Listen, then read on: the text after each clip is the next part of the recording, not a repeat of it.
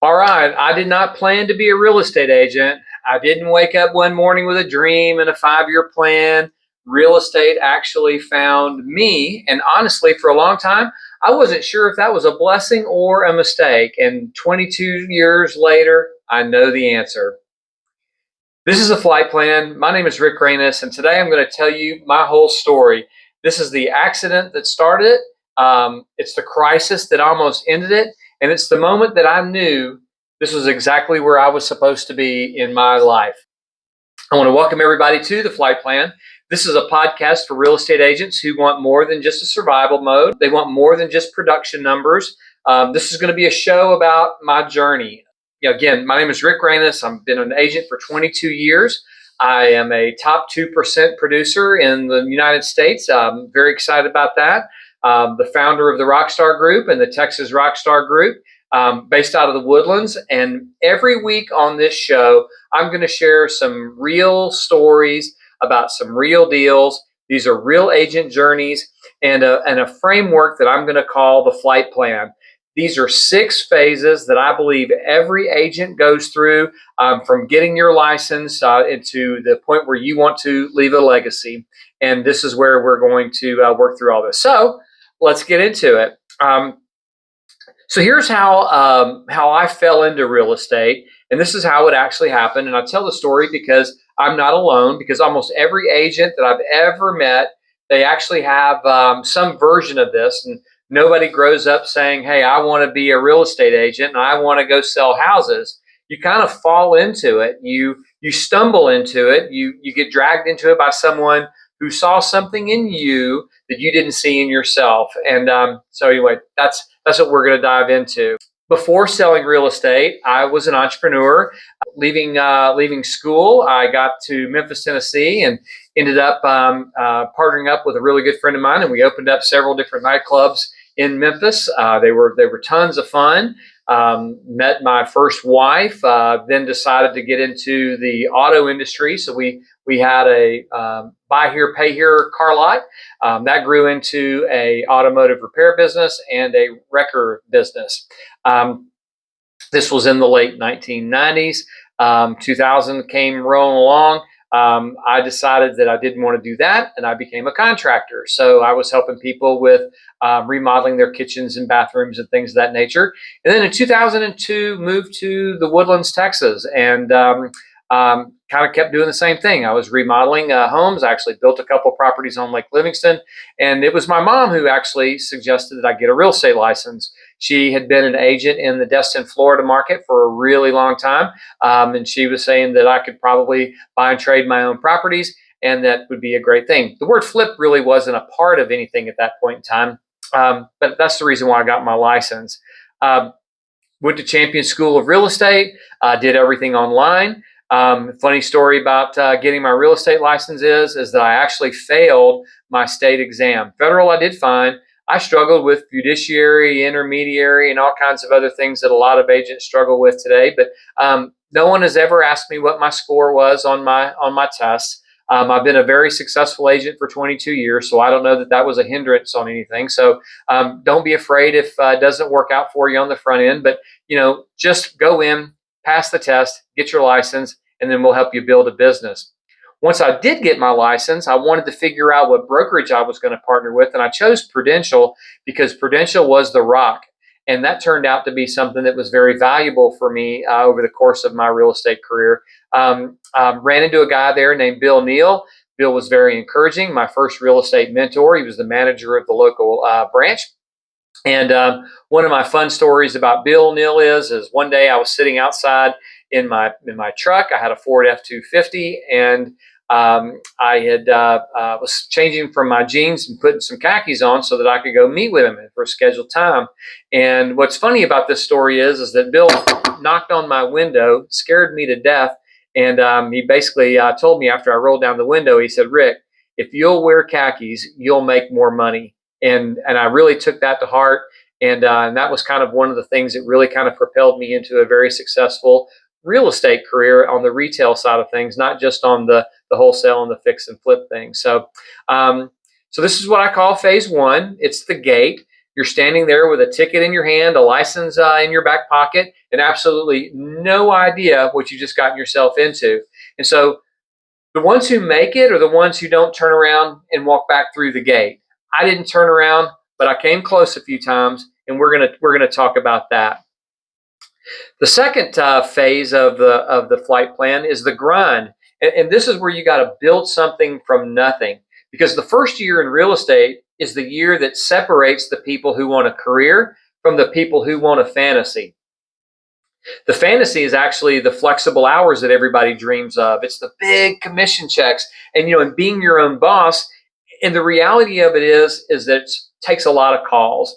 There's a lot of cold calls. There's a lot more warm calls than cold calls. It's not all cold calls, but you got to get on the phone and you've got to create those levels of conversations. There's lots of empty pipelines. You've got to start from scratch. You've got to build it. You've got to, create spreadsheets and know who are your premium opportunities are, people that you can help faster than people that might be down the road. And then often through all of this, you'll have those days where you'll go, I don't have a consistent paycheck, and if I just made the biggest mistake of my life.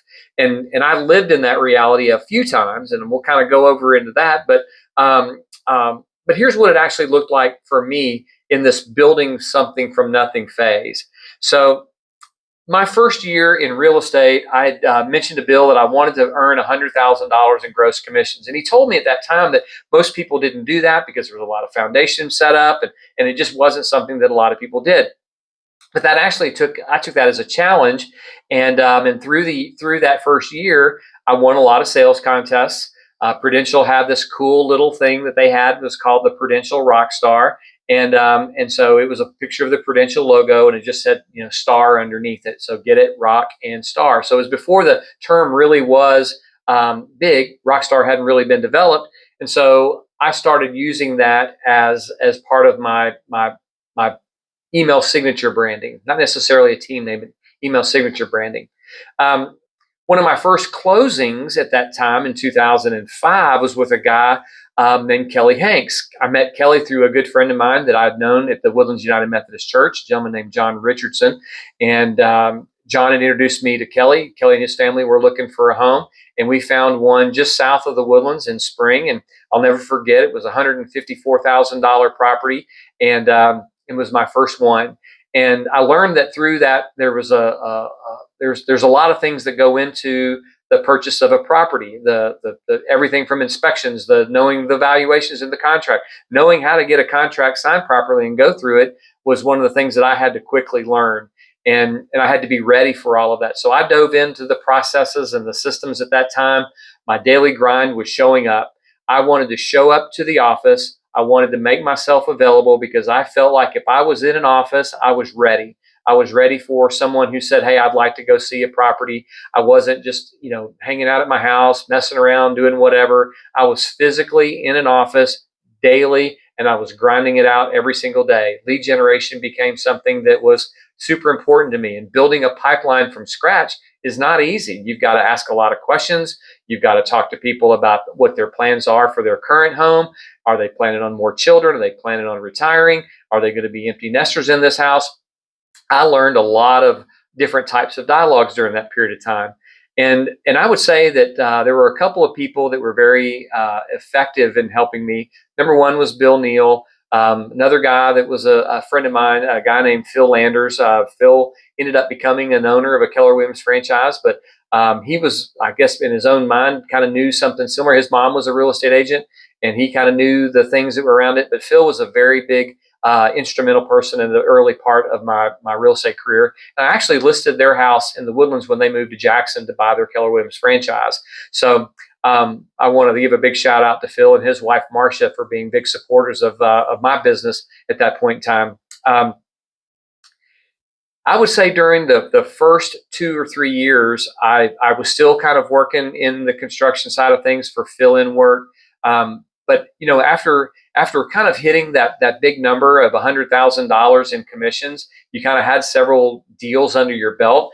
I understood that it was something that I could do, and I enjoyed the process, and I loved the feeling of the relationship building process.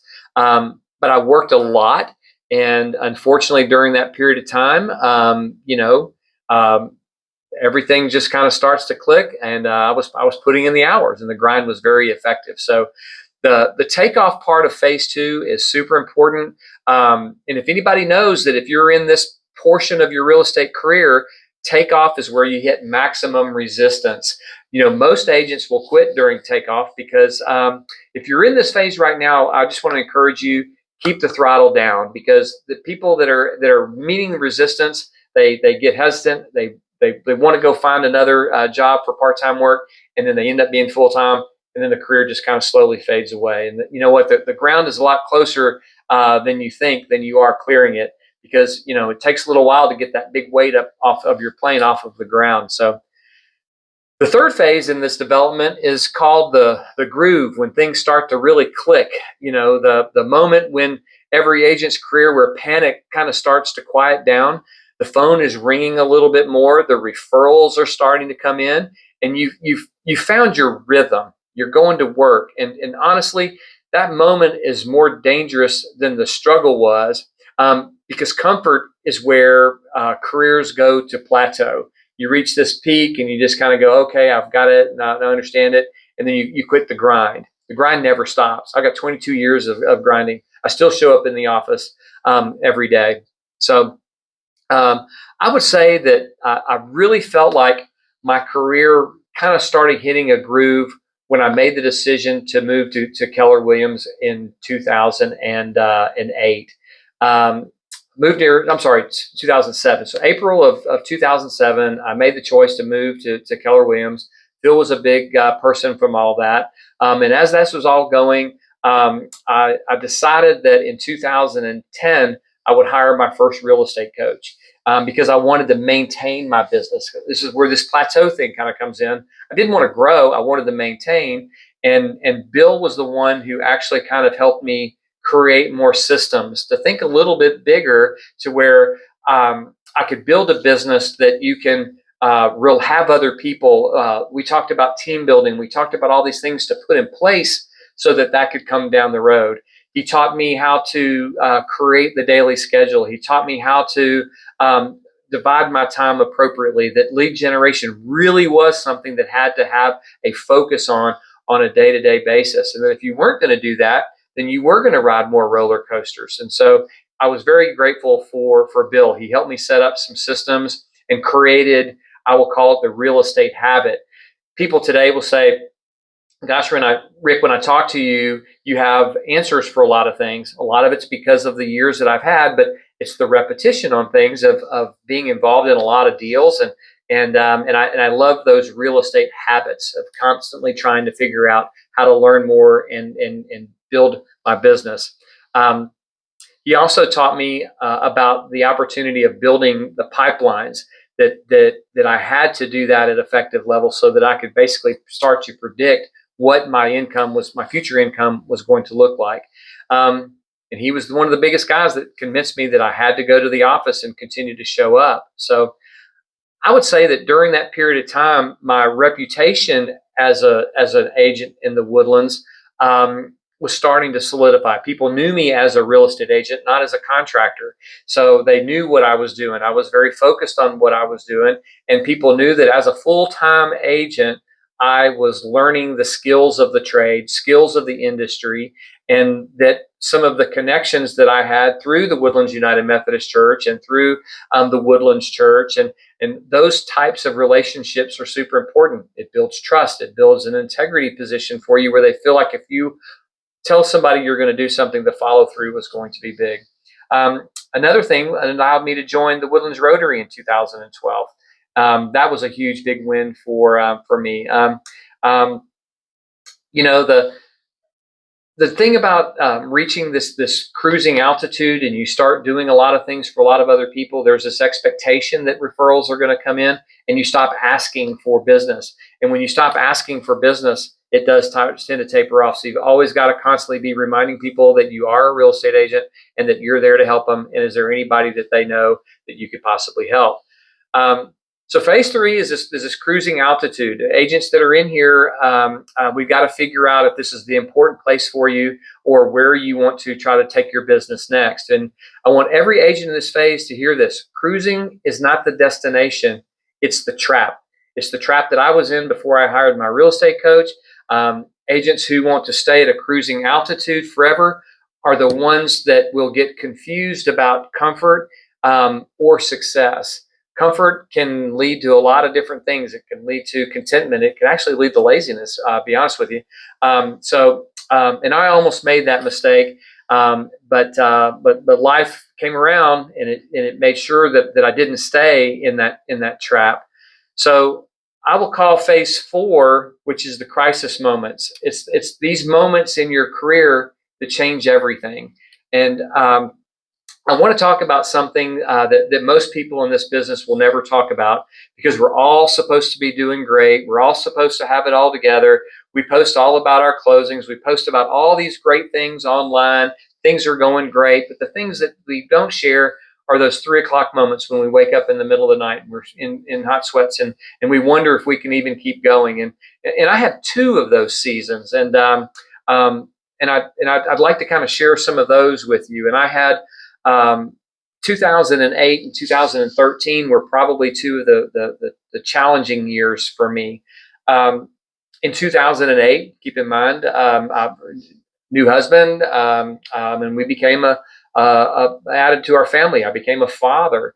After going through a divorce in 2006 and remarried in 2007, we quickly made a decision to try to have a child. Vanessa was in her 40s. I was in my 40s, and Ellie came rolling along in 2008. She was an in vitro girl. We went through a lot of challenges to make sure that we could have a child. We didn't want to have 8 of them, but we had 1. If you remember Octomom. But she was born early. She was born a month early and was in NICU for a week. And we had some challenges with a NICU child, and I dove into working harder because I felt like I had to, be that breadwinner, and that brought challenges within the family dynamics of, when am I working? Am I answering the phones at the right time? Did I have boundaries? Being a 24-hour CEO was tough, and I realized you couldn't do it 24 hours. You had to set some boundaries, but I would say that during that period of time of becoming a new dad in 2008, the crash happened. The stock market crashed. There was foreclosures running rampant everywhere, and real estate just kind of came to this seemingly stop. People were trying to find jobs. Unemployment kept creeping up, and now you're going, okay, well, now what? What do I need to do? And can I pay the bills? Do I need a job to help pay for bills? And I was falling into that trap of complacency that was real estate going to be where I really was, where I wanted to be. And what kept me going through all this was I ended up having a conversation with our broker and the owner of the Keller Williams Market Center at that particular time. And Diane Flicker was a super person that I got to talk to. And we were talking about the fact that there were still properties selling. And it was, what was your unfair share? And there was millions of dollars in commissions that were still being paid out at that point in time. But the focus shifted, and it wasn't just the guy wanting to make a change. Businesses weren't relocating people, and it was the investor. So the investor kind of came out into my business, and we were taking advantage of the programs of the foreclosure homes, families that had lost properties, but we were actually helping them. We were buying short sale properties. We were buying properties that had gone into foreclosure, and I actually helped a few of my friends buy some rental properties. And having the opportunity to meet with tenants, turning those into buyers, and buying properties and reselling those were huge for me in that period of time in 2008 to kind of keep going. So between 2009, 2010, hiring our real estate coach, we were doing a lot of still single family properties, but we were doing a lot of rental investment properties through that as well. Things started picking back up again, and then lo and behold, 2013 happens. And one day, on my 49th birthday, another good friend and I were out playing golf, and I recognized that I wasn't seeing properly that day. And this was the discovery of a tumor inside my eye, which turned out to be melanoma. So had to make some quick decisions in 2013. Where do I go from here? How long do I have to live? Melanoma is a pretty serious position. I had a great caretaker. The people at Keller Williams surrounded me with a lot of love and encouragement. And we made the decision to go through some different types of treatment. And we're very fortunate that radiation treatment sterilized the tumor. The melanoma died inside my eye, but so did the vision. So for the last, almost 16 years now, or 13 years, I'm sorry, the last 13 years, I've been blind in my right eye. Very fortunate to keep my eye, the existing eyeball, didn't have to get a replacement or a prosthetic there, but there were some things that came about. How hard did I work then? How long did I have to live? Where am I leaving my family legacy at? And so again, that we were trying to figure a lot of these things out. So this is kind of where the development of the team started to happen.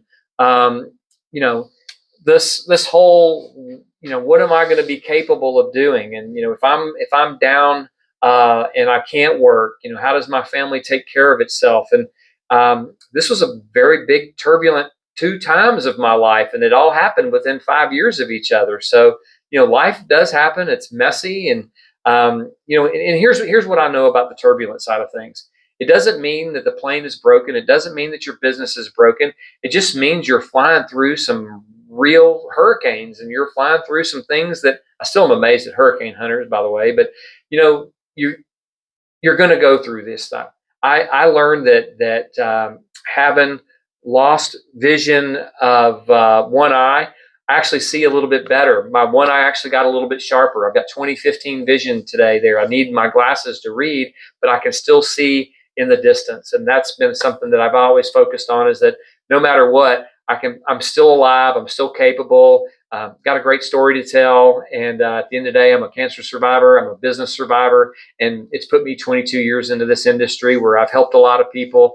And I have a wonderful story to tell. So I'm happy that I was able to land safely.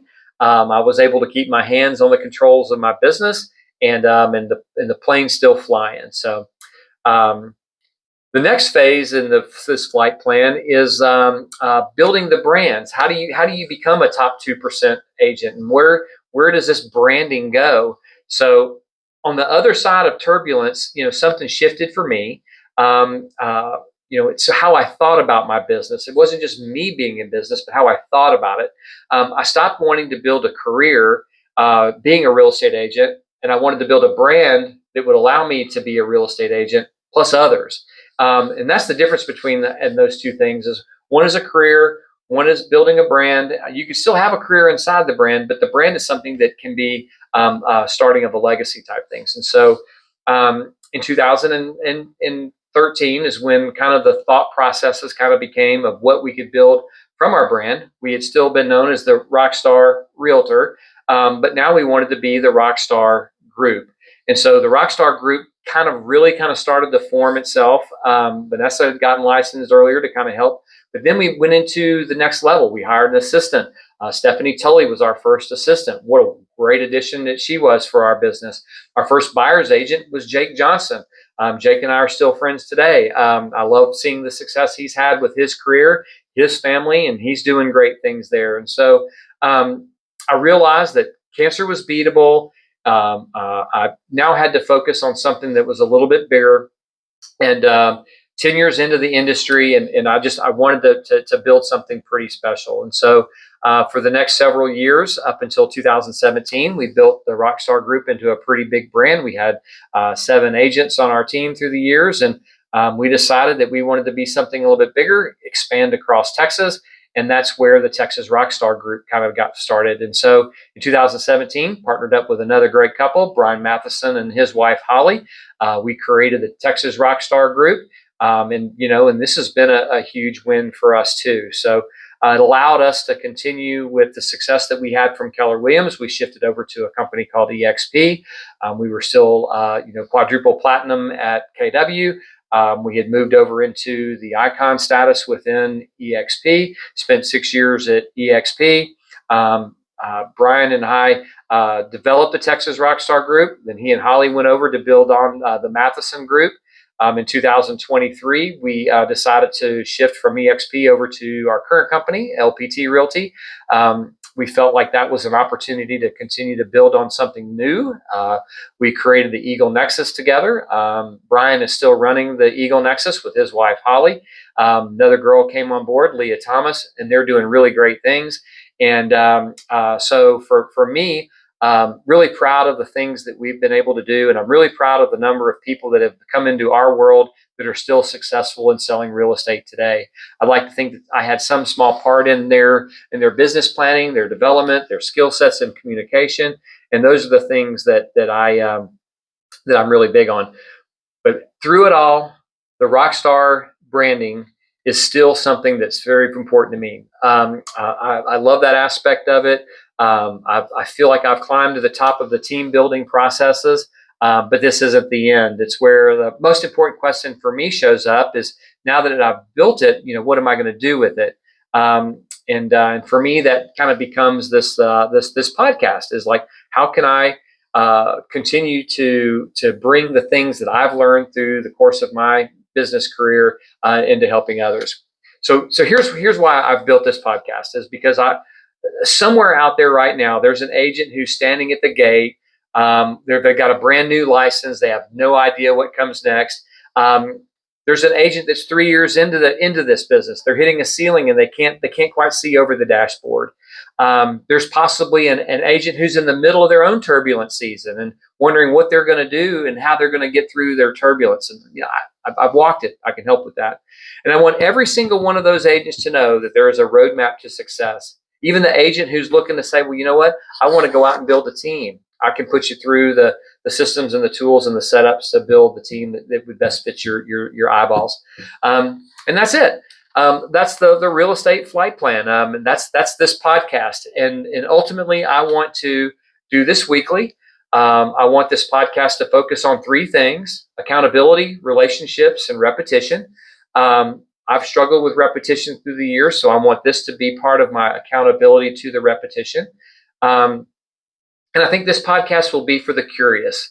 This is a podcast for those who are curious about the things that not only myself, but what other agents are doing to build and maintain success. And I feel like I'm a good deliverer of the message because it's not about my credentials, but it's about the success stories. It's about the stories that I've been through, the people that I've been in contact with through the years, and the people who've helped me shape my business. I'm really looking forward to getting back to conversations with those guys, and they can kind of share some of their journeys. At the end of the day, we can all build something that we're all very proud of. So before I let you go, I want you to think about this. If this episode made you think about where you are in your own journey, please do me a favor. Send me an email. Send it to rickraanesrealtor@gmail.com. My last name is Raanes, rickraanesrealtor@gmail.com. And just type in the email, what phase am I in?